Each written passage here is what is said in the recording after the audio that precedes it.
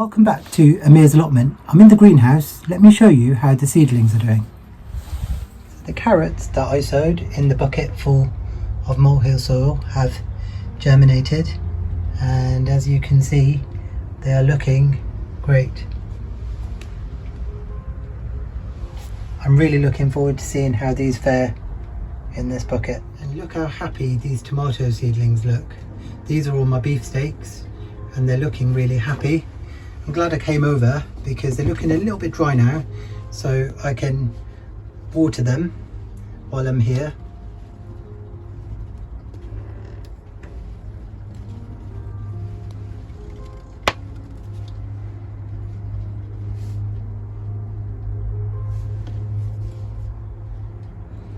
I'll also end up getting some more water and just putting it in the dish so that they can actually get the water from below the roots in from these seed trays.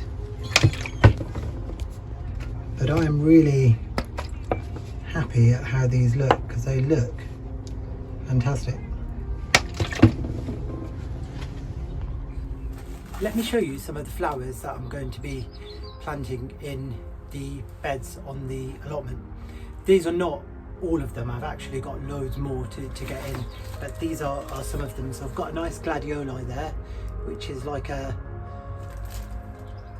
it's got sort of, it's called buggy, and it's got like sort of yellow and green foliage. And then I've also got another gladioli which is called stereo, and this is really vibrant, really bright colours. We've gone for a dahlia called Colour Spectacle. That'll be quite nice. And we've got a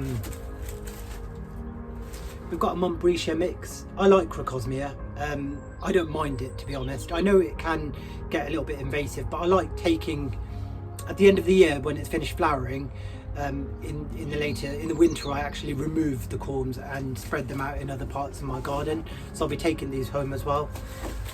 And then another gladiolo, which is a really nice dark one called Espresso. I love that one. And we've also got a nice dahlia called Arabian Nights, which again matches with that gladioli, so I might plant them close together. And then we've got another mix of gladioli, which is just a mix of different colours. So I'm really looking forward to this. What I'll do is on my plot I will sow rows of gladioli and then a row of dahlias, and then I'm going to get my lilies in as well, because I've got some really nice coloured lilies as well that I want to get in, so I'm looking forward to that. I don't have much success having lilies in my garden at home because we seem to have lily beetle, and it literally just decimates the whole plant. But on my allotment last year, although it was a different plot, I had some really stunning lilies, so I'm really hoping this year that I have the same on this allotment plot, so I'm really looking forward to that. I've actually found some more flowers I want to share with you. When I said I've got a lot of flowers, so I wasn't joking. So another gladioli, really stunning one, and this is called Reeved It and More. Nice. And then we've got another one called Frizzled Coral Lace. That is a stunning gladioli, isn't it? It's stunning. And then we've got lilies. So this one is called Night Rider. It's a really nice black one. Wow, really dark. Love that. Really like that one. And then we've got a lily called Hotel California. This gives me really tropical vibes. Loving this one. And then there's another mix called Tiger Bicolour Mix, which is another mix of lilies. And then we've got Forever Susan as well, which is another dark orange one. So yeah, I'm really looking forward to those as well.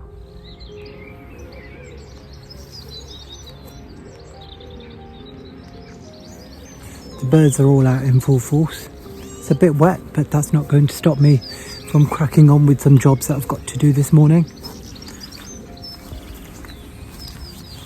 Let me show you what I'm planning to do.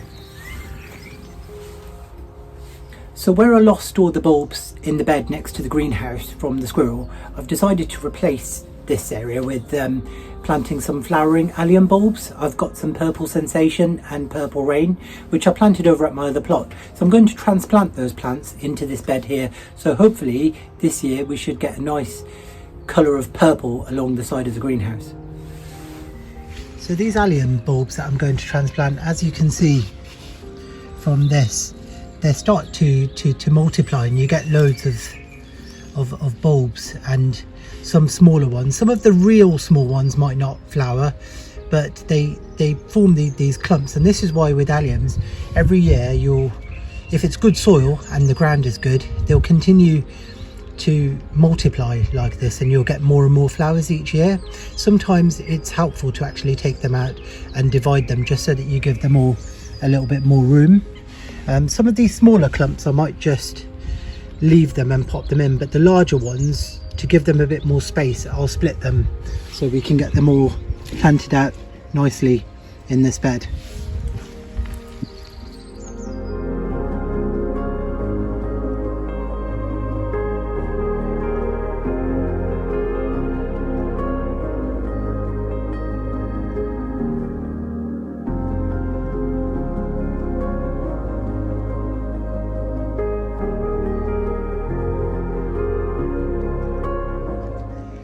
So what I've done is transplanted some tulip and allium bulbs along here. So some of the smaller clumps, I've just left them in clumps.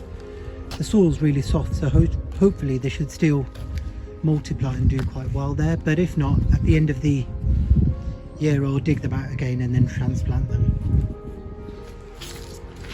And over here by the greenhouse, managed to get all these in. So I'm hoping that these will do quite well here. Only time will tell.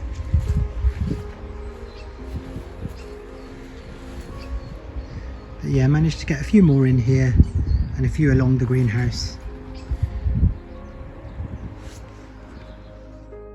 As I was filming this, mayhem descended on the plot.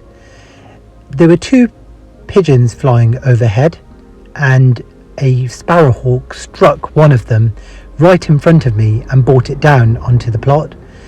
And then there was just chaos with crows surrounding the plot and making noise. I mean, this footage, some of it's a bit too gruesome to show, so I won't be showing it on the vlog. This all happened less than 3 meters in front of me. I couldn't believe it, and it was just amazing to see. The crows didn't come down because I was there, and that didn't seem to bother the sparrowhawk. It just carried on, and I let it just finish its breakfast and head off.